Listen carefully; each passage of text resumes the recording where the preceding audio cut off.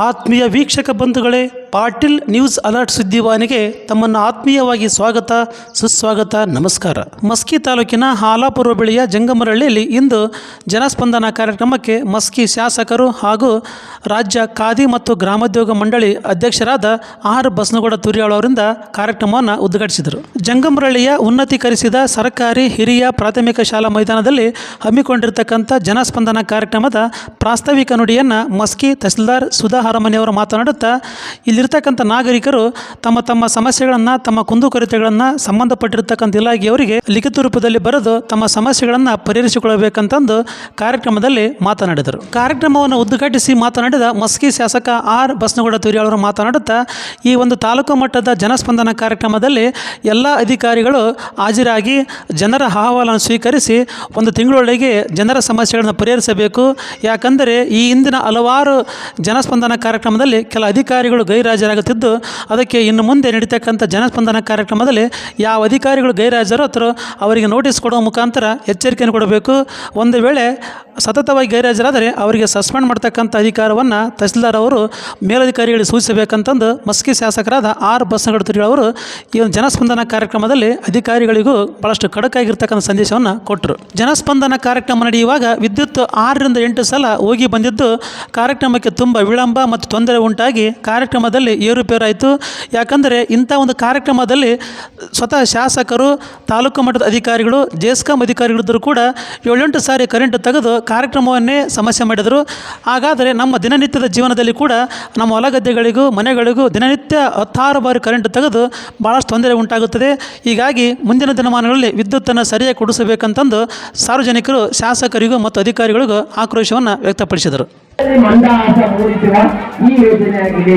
ಈ ಕಾರ್ಯಕ್ರಮದಲ್ಲಿ ಭಾಗವಹಿಸಿದ ಎಲ್ಲಾ ನಾಗರಿಕರ ತಮ್ಮ ಸಮಸ್ಯೆಗಳನ್ನು ಲಿಖಿತವಾಗಿ ಅರ್ಜಿ ಸಲ್ಲಿಸಿ ಬಗೆಹರಿಸಿಕೊಂಡು ಈ ಕಾರ್ಯಕ್ರಮದ ಸದುಪಯೋಗವನ್ನು ಪಡಿಸಿಕೊಳ್ಳಬೇಕೆಂದು ಎಲ್ಲರಲ್ಲಿ ಕೇಳಿಕೊಳ್ಳುತ್ತೇವೆ.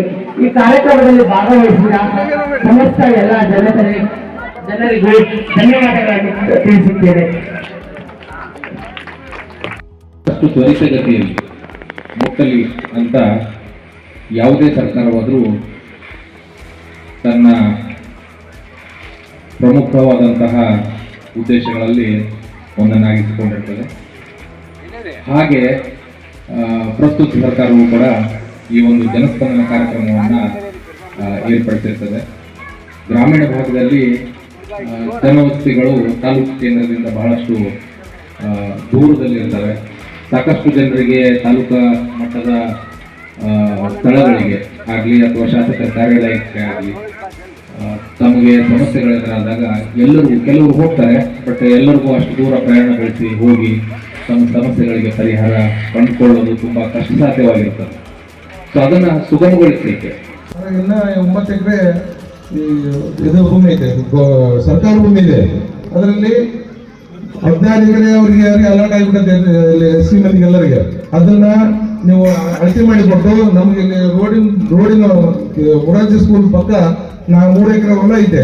ಅದನ್ನ ನಮ್ಗೆ ನಮ್ಮ KV ಅವರಿಗೆ ಕೊಡ್ಬೇಕಂತೇಳಿ ನಾವೆಲ್ಲರೂ ನಮ್ಮ ಹಾಲಾಪುರ ಗ್ರಾಮಸ್ಥರಿಂದ ಈ 20 ವರ್ಷದಿಂದ ಈಗ ಹೇಳ್ಕೊಂತ ಬಂದಿದೆ. ಎಲ್ಲರೂ ಕೊಡ್ತಾ ಇಲ್ಲ. ಅದನ್ನ ಮತ್ತೆ ಮೊರಾರ್ಜಿ ಸ್ಕೂಲಿಗೆ ಅವಕ್ಕಿಂತ ಮೊದಲಿತ್ತು. ನೀವೆಲ್ಲ ಯಾರು ಗೊತ್ತಾಗಲ್ಲ ಮೊರಾರ್ಜಿ ಸ್ಕೂಲ್ ಕೊಟ್ಟ, ಅದು ಒಳ್ಳೇದಾಗೈತೆ ನಮ್ಮ ಸ್ಕೂಲ್ಗೆ. ಇದು ನಮ್ಗೆ ಬಹಳ ಅವಶ್ಯಕತೆ ರೈತರಿಗೆ. ಯಾಕಂದ್ರೆ ನಮ್ಗೆ ಕರೆಂಟ್ ಇವತ್ತು ನೋಡ್ರಿ 6 ದಿವಸ ಆಯ್ತು ಕರೆಂಟ್ ಸರಿಯಿಲ್ಲ. ಯಾರು ಇಲ್ಲೆಲ್ಲ ಗ್ರಾಮಸ್ಥರು ಗೊತ್ತಿರೋದು ಕರೆಂಟ್ ಯಾರು ಸರಿ ಇಲ್ಲ ಅಂದ್ರೆ ಗಾಳಿ ಬಿಡ್ತಾರೆ, ಕಂಬಗಳು ಹಳೆ ನಾವು ತೋತಾಳ ಸ್ಟೇಷನ್ ಆಗೈತೆ, ಮಸ್ಕಿ ಸ್ಟೇಷನ್ ನಮ್ಮ ಲೈನ್ ಕೊಡ್ಬೇಕಾಗಿತ್ತು, ಕೊಡ್ಲಿಲ್ಲ. ನಾವು ತೋತಾಳಿಂದ ಅದಕ್ಕೆ ಲಾಸ್ಟ್ ಆಗಿದ್ವಿ.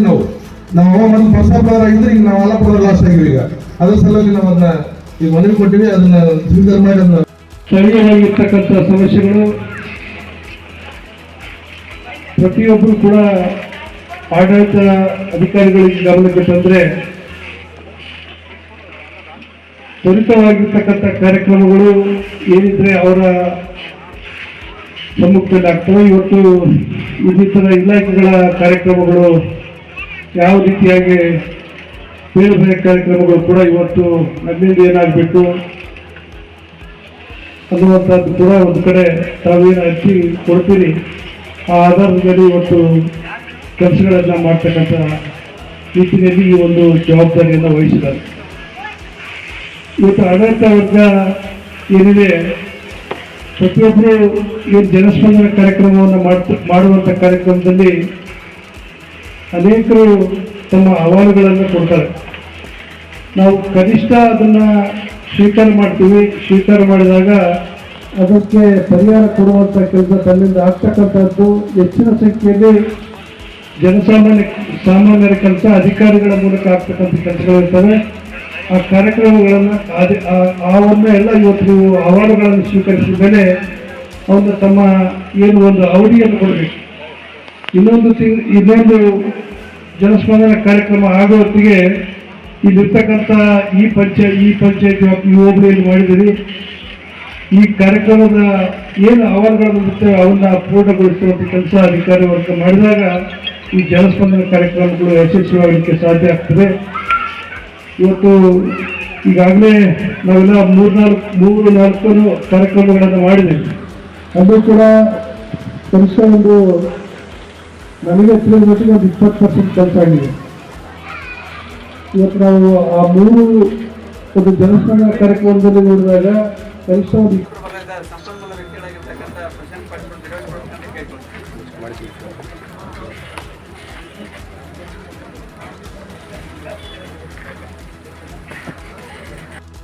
ಈ ಒಂದು ಬೆಂಗಳೂರು ಹೋಬಳಿ ನಡೆಸ್ತಕ್ಕಂಥ ಈ ಕಾರ್ಯಕ್ರಮಕ್ಕೆ ಆ 28 ಏನು ಅರ್ಜಿಗಳಿದ್ದಾವೆ ಆ 28 ಅರ್ಜಿಗಳನ್ನು ಬರುವ ಮತ್ತೆ ಒಂದು ಕಡೆ ನಾವು ಜನಸ್ಪಂದನ ಕಾರ್ಯಕ್ರಮ ಮಾಡೋದ್ರೊಳಗಾಗಿ ಎಲ್ಲ ಅರ್ಜಿಗಳನ್ನು ಪೂರ್ಣಗೊಳಿಸಿ ಅವರ ಏನು ಕೆಲಸ ಕೇಳಿದ್ರೆ ಅವನ್ನ ಮಾಡ್ತಕ್ಕಂಥ ಕೆಲಸ ಎಲ್ಲ ಅಧಿಕಾರಿಗಳು ಮಾಡಬೇಕು.